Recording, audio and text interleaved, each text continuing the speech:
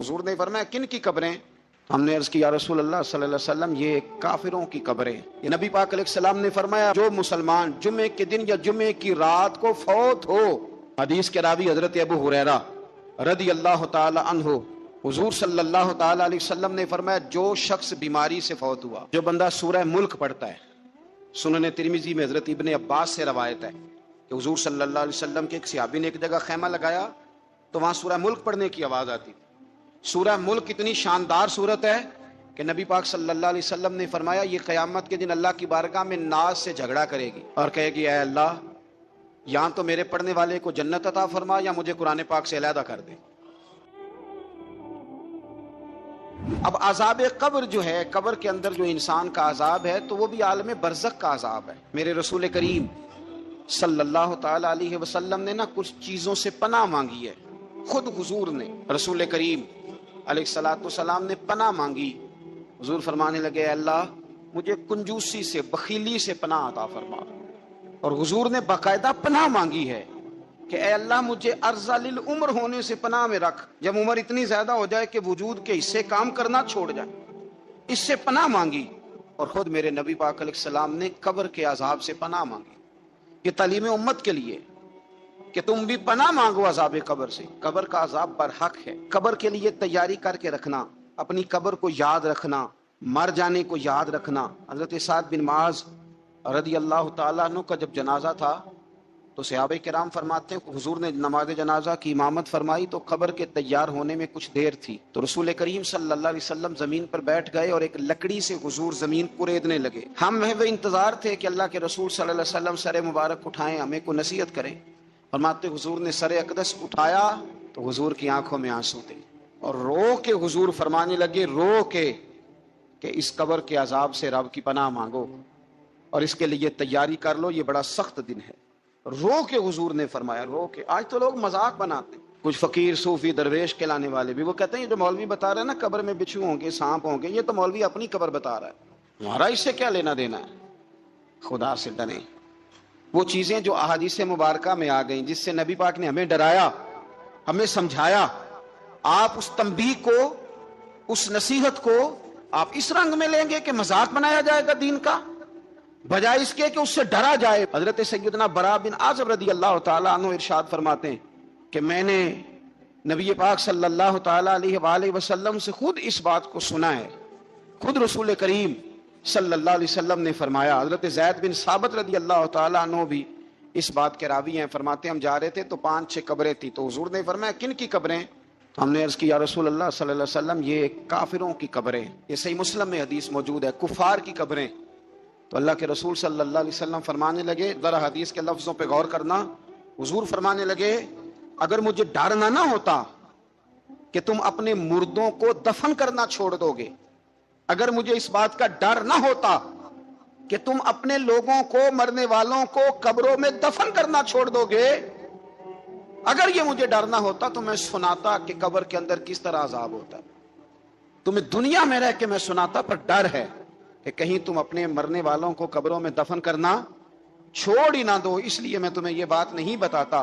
اور میرے رسول کریم صلی اللہ تعالی علیہ وآلہ وسلم نے پھر ارشاد فرمایا، اپنے غلاموں کی طرف نظر فرمائی، یہ بات کہہ کے کہ اگر مجھے ڈر نہ ہوتا کہ تم دفن کرنا چھوڑ دو گے تو تمہیں میں سنا دیتا کہ قبر میں کیا عذاب ہوتا ہے۔ پھر حضور نے صحابہ سے فرمایا چلو بھائی دوزخ کے عذاب سے اللہ کی پناہ مانگو۔ تو سب کہنے لگے ہم دوزخ کے عذاب سے اللہ کی، صحابہ نے کہا ہم دوزخ کے عذاب سے اللہ کی پناہ مانگتے ہیں۔ پھر نبی پاک صلی اللہ تعالی علیہ وسلم نے ارشاد فرمایا تم سب کہو کہ ہم قبر کے عذاب سے اللہ کی پناہ مانگتے ہیں۔ تو صحابہ نے کہا ہم قبر کے عذاب سے اللہ کی پناہ مانگتے ہیں۔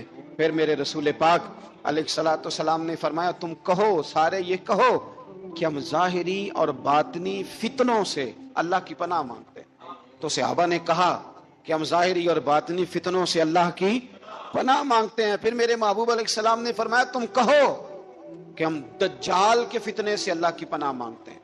تو صحابہ کرام نے کہا کہ اے اللہ ہم دجال کے فتنے سے تیری پناہ میں آتے ہیں۔ نبی پاک علیہ السلام نے یہ الفاظ کہہ کے، یہ بات بتلا کے ہمیں سمجھا دیا، ہمیں قائل فرمایا محبوب نے۔ یاد رکھنا، اس بات کو اچھی طرح سمجھ لینا کہ اگر مجھے ڈر نہ ہوتا کہ تم اپنے مردوں کو دفن کرنا چھوڑ دو گے تو تمہیں بتلا دیتا کہ قبر میں کتنا سخت عذاب ہوتا ہے۔ میرے عزیز، کچھ لوگ ایسے ہیں جن سے عذاب قبر ہوگا ہی نہیں۔ میرے رسول کریم صلی اللہ تعالی علیہ وسلم نے ارشاد فرمایا کہ جو اللہ کے رستے میں شہید ہو گیا، یہ سنن نسائی میں موجود ہے، اسے عذاب قبر نہیں ہوگا، بلکہ ایک حدیث میں تو فرمایا حساب کتاب ہی نہیں ہوگا، اللہ بغیر سوال جواب کے جنت عطا فرما دے۔ کچھ لوگوں کو نا لوگوں کی بخشش پہ بھی مسئلہ ہی بنتا ہے کہ کوئی بخشا نہ جائے۔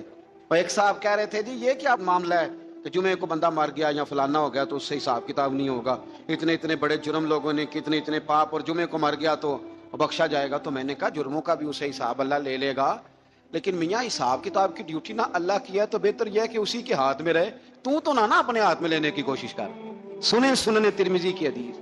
ہمیں پتہ نہیں کیا مصیبت ہے، ہمیں پتہ نہیں کیا مسئلہ ہے۔ ایک جنازے سے میں نکلا، آپ یقین کریں کبھی کبھی کلیجہ پھٹ جاتا ہے۔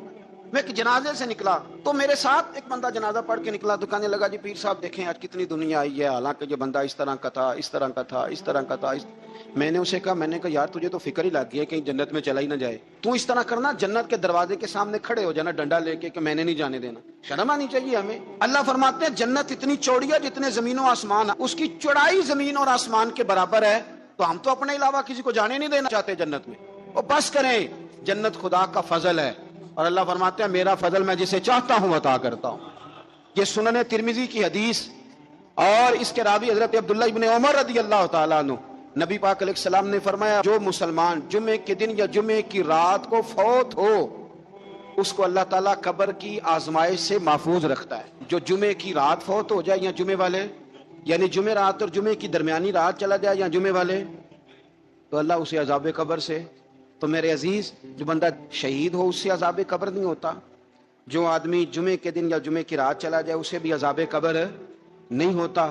اور میرے رسول کریم صلی اللہ تعالی علیہ وسلم نے فرمایا جو بندہ ایک دن اور ایک رات، یہ حدیث صحیح مسلم میں، سنن ترمذی میں، مصنف عبد الرزاق میں موجود ہے، ایک دن اور ایک رات اللہ کی رضا کے لیے اسلامی سرحد پہ پہرا دے۔ میں اور آپ سوئے ہوئے ہیں، لیکن وہ لوگ جو فوجی بارڈروں پہ کھڑے ہیں، دیکھو مدینے والے محبوب کس کس پہ کرم فرماتے ہیں۔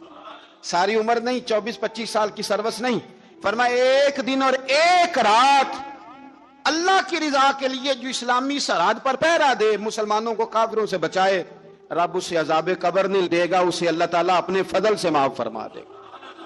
ایک رات اور ایک، آپ کیا سمجھتے ہیں کہ ان فوجیوں کی کوئی چھوٹی شان ہے؟ ان کا کوئی چھوٹا مرتبہ ہے؟ ایک دن اور ایک رات اگر یہ پہرا دیں تو اللہ انہیں اتنا انعام عطا کرتا ہے۔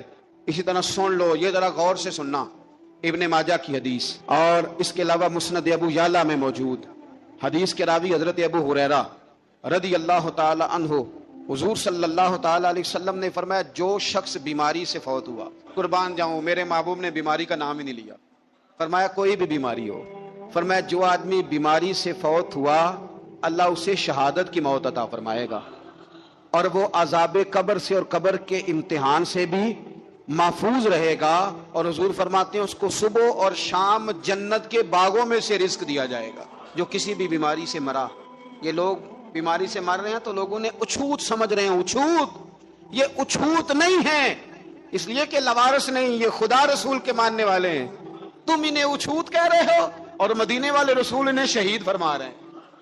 حضور نے فرمایا جو بیماری سے مرے شہید ہے، وہ قبر کے عذاب سے محفوظ رہے گا اور جنت کے باغوں میں سے اللہ رزق دے گا۔ لوگ کہتے ہیں دیکھو جی بڑا تانگ ہو کے دنیا سے گیا ہے، تو اس بندے کو بھی عذاب قبر نہیں ہوتا۔ اسی طرح جو بندہ سورہ ملک پڑھتا ہے، سنن ترمذی میں حضرت ابن عباس سے روایت ہے کہ حضور صلی اللہ علیہ وسلم کے ایک صحابی نے ایک جگہ خیمہ لگایا تو وہاں سورہ ملک پڑھنے کی آواز آتی، کوئی بندہ پڑھنے والا نظر نہیں آتا تھا۔ جب حضور کی بارگاہ میں عرض کیا تو فرمایا وہاں قبر تھی اور قبر کے اندر بیٹھ کے میرا صحابی سورہ ملک کی تلاوت کر رہا تھا۔ اگر ہمیں خسرہ نمبر یاد ہو جاتا ہے نا اپنی جگہ کا، اور ہمیں پتہ ہوتا ہے کہ میرے والا حصہ کتنے کروڑ کا ہے، اگر ساری کہانیاں ہمیں یاد ہوتی ہیں تو سورہ ملک بھی ہمیں یاد ہو سکتی ہے۔ موبائل پہ اس کو ریکارڈ کر لیں، پھر اس کو سنیں کبھی بھی سورہ ملک میں۔ اور ہمارے سلسلہ عالیہ میں تو سورہ ملک وظیفہ ہے، ہمارے الوظیفۃ الکریمہ میں اعلیٰ حضرت نے لکھا ہے کہ رات کو سورہ ملک اور سورہ یاسین کے بغیر سونا نہیں۔ سورہ ملک اتنی شاندار سورت ہے کہ نبی پاک صلی اللہ علیہ وسلم نے فرمایا یہ قیامت کے دن اللہ کی بارگاہ میں ناز سے جھگڑا کرے گی اور کہے گی اے اللہ یہاں تو میرے پڑھنے والے کو جنت عطا فرما یا مجھے قرآن پاک سے علیحدہ کر دے۔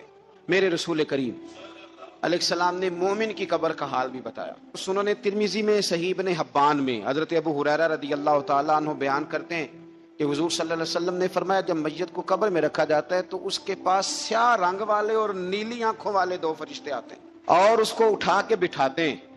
باقی حدیثوں میں 3 ہی سوال ہیں، لیکن اس حدیث میں حضور نے فرمایا انہوں نے بس میرے بارے میں ہی پوچھنا ہے، اٹھا کے بس میرے بارے میں صرف یہ پوچھنا ہے بتا مدینے والے محبوب کے بارے میں دنیا میں کیا کہا کرتا تھا. تو اعلیٰ حضرت بریلوی تو کہتے ہیں میں نے تو کہہ دینا ہے سرور کہوں کہ مالک و مولا کہوں تجھے، باغ خلیل کا گلے زیبا کہوں تجھے، تیرے تو وصف عید تناہی سے ہیں بری، حیران ہوں میرے شاہ